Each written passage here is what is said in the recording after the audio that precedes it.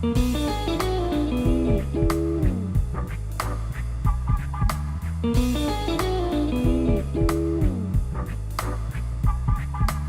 it going there, everybody? It's Mr. Zan over here bringing us a brand new EldLive episode discussion. And for today's segment, guys, we're going to be talking about is episode 2. And in this episode, guys, it was more about world building, as Amano Akira just loves doing that in the first beginning arcs that she's always introducing. And the thing about that is, I like how she does her story pacing because it's always not going way too fast, but it's going at a right pace that it's actually giving us viewers a chance to know as to what kind of world she really is building. Slowly, bit by bit, she is teasing us, but what I do love about is the fact that we're getting to learn more and more about what these space officers, EldLive, really actually do. And this episode really cuts it down to what it really is. These space police officers really are not really there to protect people. They're really there to enforce the law. That's what they're really there for. And Sonokata was really the prime example of what she is enforcing the law in this episode, because she is this type of character trope that really puts her job on the line first than her social life in this episode, because she was trying to tell Chuta throughout the whole entire episode that if you're not really ready to take on this job as a serious manner, then leave before you get into any more danger and any more problems for us and EldLive, because you're really going to be holding us back and we're not going to take care of you. And I'm here thinking like, my god, Sonokota, what the heck are you doing? This isn't a TV show. Well, it technically is, but still, the way that she was describing like Chuta was like a little 5-year-old, but then at the same time you're like wondering like, he's still a child. You make it seem like if he's not a child, which I thought it was like a little bit funny at the same time, due to the fact that, you know, Sonokota is also a middle schooler as well with Chuta, but it just seems as if they've been through so many different worlds and, you know, a different time and place.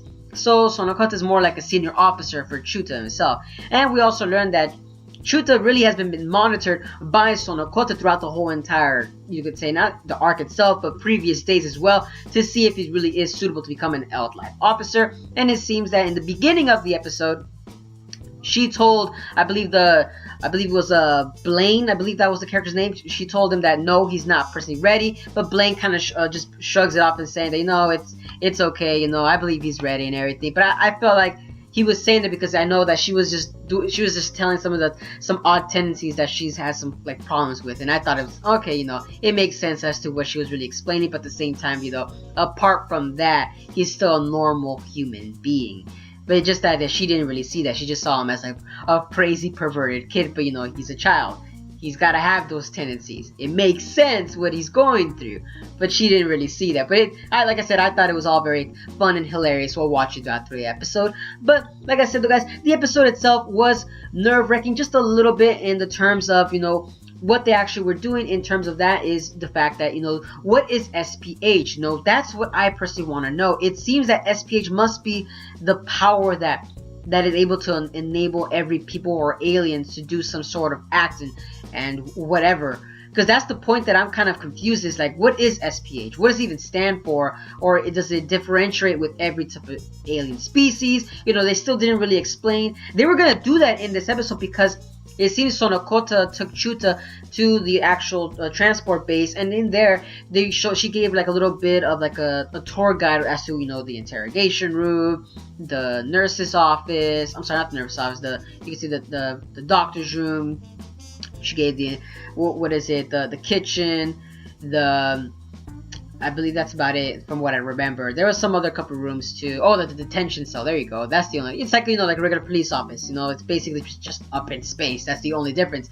But the thing that, like I still said, they did explain the SPH, the Information Research Center, but they didn't kept going at it. And it's funny because Chuta just keeps repeating her like SPH, and they moved on, and you're here wondering like, wait a minute, go back, you know, I want to know what is SPH. That's what I personally want to know, because they still haven't explained as to what powers Chuta might actually have. And also, speaking of powers, we actually learn later in the episode that what Dolu is. And by the way, Dolu is the Moneta alien that Chuta has been throughout his whole entire life, and that was actually pretty entertaining, as Dolu seems to be like the happy version of, by happy I mean like the small cute little furry animal, or you could say, chibi form of every anime trope that there is.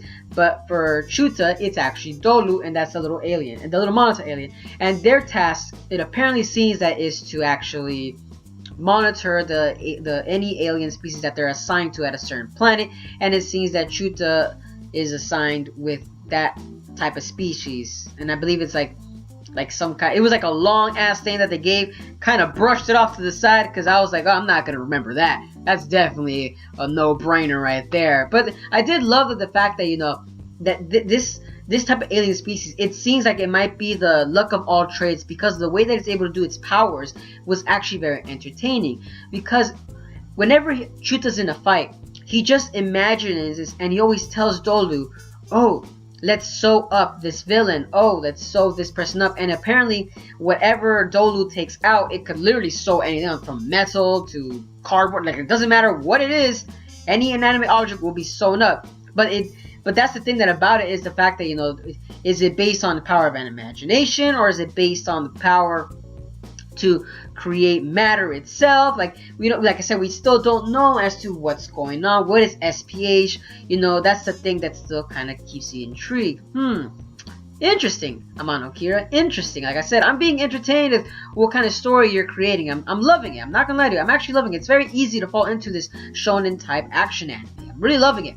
But like I said, last but not least, that I want to talk about is Sonokota. As you know, in the episode there was a certain scene that went into the character trope that, you know, that somebody in the detention cell actually escaped from the space station, etc, etc. So Sonokota and Chuta had to go down and rescue that person, and from there on we finally get to see Chuta in another action, you could say, scene right there. And from there on we see that for once his sewing technique didn't really work in this episode, because the main star of the episode was in fact Sonokota, as she was actually able to freaking take down the alien with no remorse. And like I said previously in this video, guys, is the fact that she is above the law and sticks to the rules in itself.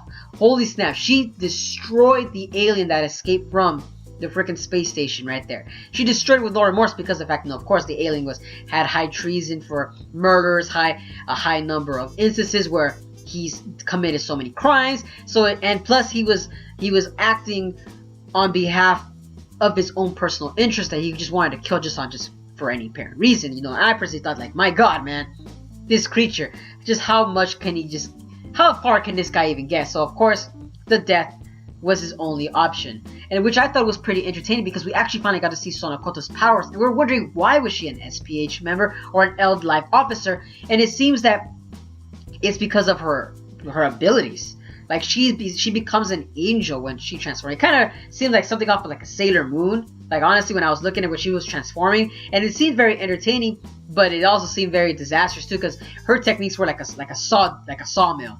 Everything that she touched, it just basically just got cut in half, no remorse whatsoever. Very entertaining. Not gonna lie to you, the action in this anime is A grade. I'm loving it till the very end. But like I said, guys, that's it for the episode. Like I said, it was interesting to see Sonokota in action, seeing as to what power she's going to bring. And we're seeing Chuta slowly progress into a more, you could say, a better person, or at least a more confident person itself. But, you know, I can't wait to see more of the episodes to see how he's going to mature. Because that's the point that everybody wants to see, is how the main character is going to go towards that route to become that EldLive officer. Or if he's going to quit school, or to see what kind of more happens in his social life, etc, etc. But let me know down in the comments, guys, as to what are you guys' thoughts on EldLive. Do you guys enjoying it as much as I am, or do you guys find it some little tendencies in the episodes are kind of like a little annoying? But let me know down in the comments, guys. And as always, guys, if you guys enjoy my content, give a like, comment, share, and subscribe for more EldLive discussions, or check out my other playlists as I do other anime discussions as well. And as always, guys, have a wonderful day. But this is Mr. Zen signing out.